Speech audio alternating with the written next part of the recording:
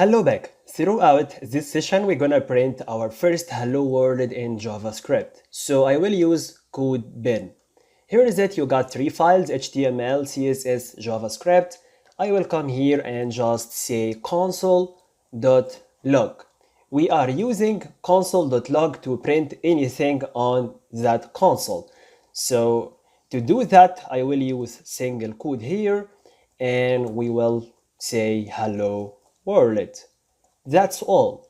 Alright, so to see the result, here is it. Inside that console tab, you can find that console hello world is printed.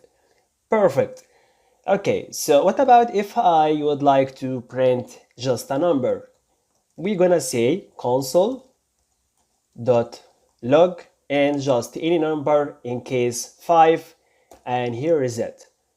If you scroll down, you can find here is it, hello world, and after that, number 5.